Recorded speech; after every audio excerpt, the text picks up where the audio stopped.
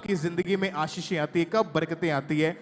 जब आप एक परफेक्ट पार्टनर जो परमेश्वर की ओर से आप उसको अपनी जिंदगी में रिसीव कर लेते। आपको ढूंढने की जरूरत नहीं पड़ती, आपको जोर लगाने की जरूरत नहीं पड़ती। जो परमेश्वर ने आपके लिए रखा है वो आपकी लाइफ में आना ही आना है। आज ये सेवकाई जब परमेश्वर के दास की मैरिज नहीं हुई, उस टाइम हमने देखा कि परमेश्वर उनको बढ़ा रहे थे, वो बढ़ रहे थे, ऑलरेडी वो बढ़ रहे थे, आशीषित हो रहे थे। लेकिन जब मैरिज हुई तो उसके बाद वो ग्रेस जो थी वो डबल हो चुकी थी। उसके बाद जो स्पीड पकड़ी इस मिनिस्ट्री में, इतने लाखों लोग और इतने कम सालों में इतने लोगों का उद्धार का कारण बनना, ये इजी बात नहीं है, ये आसान बात नहीं है। अगर आप प्रैक्टिकली देखो दुनिया की लाइफ में तो ये एक बहुत बड़ी मिसाल है हमारे लिए। हालेलुया। आज बहुत सारे लोगों की मैरिड लाइफ खराब है। क्यों?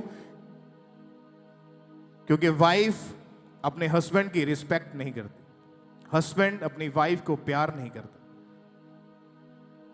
हस्बैंड वाइफ के ऊपर जब आप प्रचार को सुनते हो तो बहुत सारे लोग जो है, जो मैरिड हैं, चाहे आपकी मैरिज को 20 साल हो गए, चाहे 20 महीने हुए, जब आप वर्ड को सुनते हो और वर्ड के अनुसार अपने जीवन को व्यतीत करना शुरू करते हो, तभी आपकी जिंदगी में आप मैरिड लाइफ को एंजॉय कर पाते हैं, मैरिड लाइफ में आप ब्लेस हो पाते हैं। नहीं तो मैरिड लाइफ लोगों के लिए एक सिरदर्दी बन जाती है। अगर आप सोशल मीडिया के ऊपर जाएं, आज इंस्टाग्राम, जो रील्स, जो शॉर्ट्स लोग देखते हैं, उनमें से 90% जो जोक्स हैं वो हस्बैंड और वाइफ्स के ऊपर लगाए जाते हैं। कि एक वाइफ को जोक्स के रूप में अपने आप को लोग पब्लिसिटी को पाने के लिए अपनी वाइफ की निंदा करते हैं लाइव आकर। अगर आप सोशल मीडिया को देखते हैं तो वहां पे पता चलता है आपको कि एक अपने हस्बैंड की इंसल्ट करना, एक अपने हस्बैंड को बेइज्जत करना, ये एक सोशली आज एक ट्रेंड बन चुका है कि लोग किस तरह से अपने हस्बैंड की इंसल्ट करते हैं, अपनी वाइफ की इंसल्ट करते हैं। और इसी वजह से बहुत सारी ऐसी मैरिड लाइफ हैं जो टूट चुकी हैं। बहुत सारे ऐसे, हम नाम नहीं लेते, ऐसे सेलिब्रिटीज, ऐसे क्रिकेटर्स हैं, बहुत महान है, करोड़ों अरबों रुपया है, लेकिन आज मैरिड लाइफ कहां है?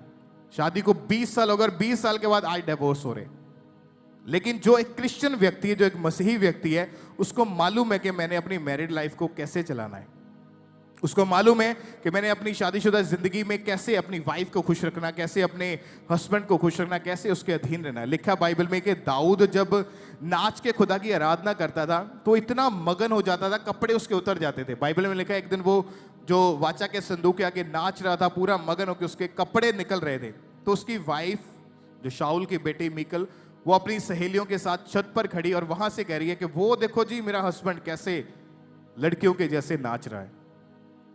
उसकी बेइज्जती करके अपनी सहेलियों, अपने लोगों में कहती, वो देखो जी मेरा हस्बैंड कैसे नाच रहा है। उसका मजाक बनाकर अपने लोगों में उसकी इंसल्ट करके।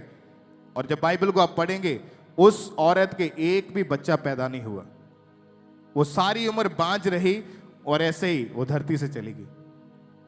कि जब आपको परमेश्वर ने जो पार्टनर दिया है, अगर आप उसकी इज्जत नहीं करेंगे, वो पार्टनर परमेश्वर की ओर से, अगर आप उसकी इज्जत नहीं करेंगे, इसका मतलब आप परमेश्वर की रिस्पेक्ट नहीं करते।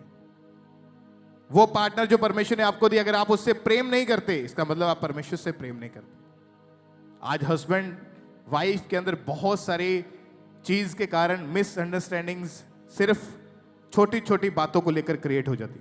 लेकिन अगर एक, जैसा परमेश्वर के दास बताते कि अगर एक गुड वाइफ आपको मिल गई तो लाइफ सेट है। अगर एक बैड वाइफ मिल गई तो लाइफ जो है वो किसी और ही तरफ चली जाती।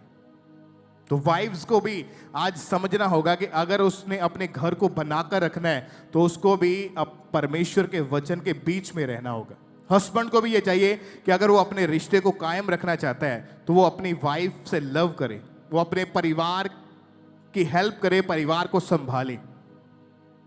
हालेलुया। कितनों को समझ आ रही परमेश्वर के वचन? और ये एग्जाम्पल इसलिए आज आपको क्यों मैरिज के ऊपर वचन दिया जा रहा है। आज परमेश्वर के दासी की जो मैरिज एनिवर्सरी है, कि आज उनकी मैरिड लाइफ जो इतनी ब्लेस्ड है, इतनी आशीषित है, उसके पीछे कारण क्या है? कारण सिर्फ परमेश्वर का वचन है। कि जब आप वर्ड को एग्जैक्टली फॉलो करना शुरू कर देते हैं, आपको समझ आनी शुरू हो जाती है कि मेरी वाइफ जो खुदा ने मुझे दी है, कैसे मैंने उसको रखना है, कैसे मैंने अपने हस्बैंड के साथ रहना है, कैसे अधीनगी में रहना है। जब उन वचनों को पूरा करना शुरू कर दिया जाता है तो मैरिड लाइफ के ऊपर जो मर्जी अटैक आए, जो मर्जी उस समय प्रॉब्लम्स आए, अब वो कभी आपकी लाइफ को खराब नहीं कर पाएंगे। आज हम देखते लोगों ने आज शादी करी, 6 महीने बाद 1 साल बाद पता चला ये डाइवोर्स हो गया। कारण क्या है कि वचन जो है उसको अपनी मैरिड लाइफ का आधार लोगों ने नहीं बनाया। इसी वजह से आज बहुत सारी मैरिड लाइफ खराब है। और परमेश्वर के दास दासी की अगर लाइफ को हम देखें तो जब उनकी शादी हुई तो उसके बाद मिनिस्ट्री ने कितनी ग्रोथ देखी है, कितना ज्यादा मिनिस्ट्री ने ग्रो किया। कारण क्या है, जो पार्टनर है वो आपके लिए एक हेल्पर है, कि परमेश्वर ने अपने दास को एक अच्छा पार्टनर दिया जिसके द्वारा आज परमेश्वर ने उनको ब्लेस किया, उनकी सेवकाई को ब्लेस किया। तो ये एक बहुत बड़ी बात है अगर आप ध्यान से इन चीजों को समझे तो। आज आपको अपनी मैरिड लाइफ के लिए प्रेयर करनी है, क्योंकि बाइबल में क्या लिखा है कि शैतान अटैक करता है। स्पेशली आप देखेंगे कि बहुत सारे लोग ऐसे हैं कि मैरिड के बाद बहुत सारे लोगों के ऊपर अटैक होते हैं। मैरिज हुई उसके बाद अटैक हुए, आपस में छोटी छोटी बात के कारण लड़ाई झगड़ा रहना शुरू हो गया। आपस में छोटी छोटी चीजों को लेके इतनी बहसबाजी बढ़ गई कि जो स्पिरिचुअलिटी है वो खत्म हो चुकी है। जो परमेश्वर के साथ एक लिंक, एक रिलेशन होना चाहिए वो खत्म हो चुका है। और जब वो बाड़ा टूट गया तो बाइबल बताती है कि सर्प डसेगा, सांप डसेगा, प्रॉब्लम्स आएंगी, दुख आएंगे। आपको अपनी मैरिड लाइफ के लिए हर रोज प्रेयर करनी है, अपने हस्बैंड के लिए हर रोज प्रेयर करनी है, अपनी वाइफ के लिए हर रोज प्रेयर करनी है, ताकि आपकी मैरिड लाइफ सुरक्षित रहे और आप लोगों के लिए एक अच्छी एग्जाम्पल के रूप में दिख सके। हालेलुया। आपको प्रेयर भी रहना है, आपको वर्ड को फॉलो करना है। लिखा कि हाउसेस एंड प्रॉपर्टी, जो धन है, जो घर है, वो हमारे पितरों की ओर से मिलता है। मतलब हमारे पुरखाओं के, अगर आपके दादा परदादा की कोई पुश्तैनी जमीन है वो आपको मिल जाएगी। आपके फादर के नाम पे ऊपर कोई प्रॉपर्टी वो एक टाइम के ऊपर आपके नाम पे हो जाएगी। कहता हाउसेस, घर, प्रॉपर्टी, ऐसी चीजें आपको आपकी फैमिली की ओर से मिल जाती है।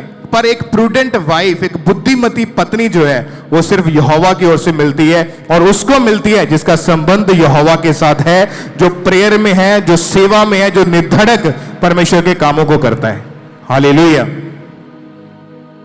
जब आपको आपके पार्टनर को परमेश्वर ने आपकी लाइफ में भेजना है तो आपको भागने की, दौड़ने की जरूरत नहीं पड़ी।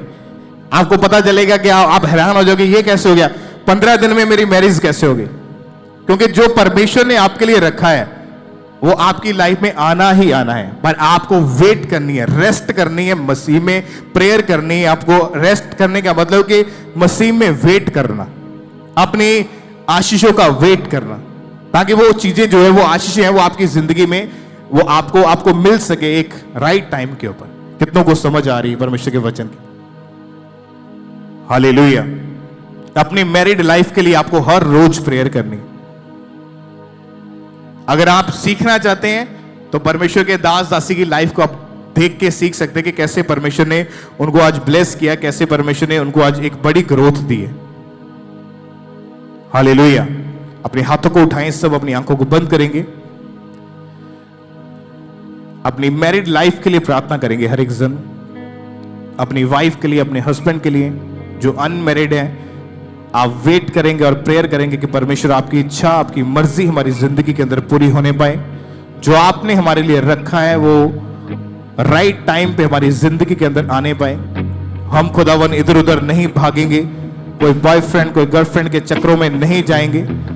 आपकी मर्जी के अनुसार खुदावन हम अपनी जिंदगी को समर्पित कर देते हैं। उठाओ अपने हाथों को, प्रार्थना करें अपनी मैरिड लाइफ के लिए, अपने हस्बैंड, अपनी वाइफ, अपने परिवार के लिए। हर एक जन अपने हाथों को उठाएं, ऊंची आवाज में प्रार्थना करनी शुरू करें। अपने परिवार के एक एक मेंबर को ब्लेस करें, यीशु मसीह के ब्लड के नीचे कवर करें, और आज ही उन चीजों को छोड़ के जाएं जिसकी वजह से आपके परिवार में क्लेश रहता है, जिसकी वजह से आपके घर में लड़ाई झगड़ा रहता है, माहौल जो है खराब होता है। अपने हाथों को उठाएं, परमेश्वर से मांगे कि खुदावन वो कंट्रोल करने वाला आत्मा मुझे दे, ताकि मैं अपने घर को सही रीति से चला पाऊं।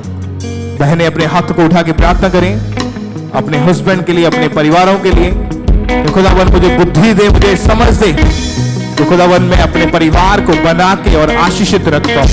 हस्बैंड, जो भाई यहाँ पे मौजूद, अपने हाथों को उठा के प्रार्थना करें कि खुदावन हमें एक मन, एक आत्मा दे खुदावन, ताकि हम अपनी वाइफ से प्रेम करें और अपने घर को खुदावन अपने परिवार को सुरक्षित रख पाए। मांगे मांगे परमेश्वर के फजल को अपने हाथों को उठाएं। हर एक अपनी आंखों को बंद करके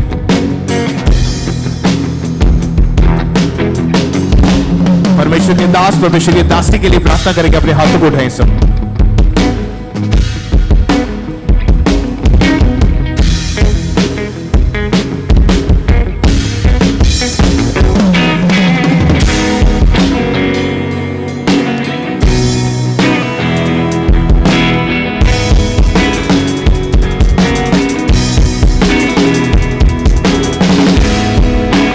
Thank you, Lord. Thank you, Jesus.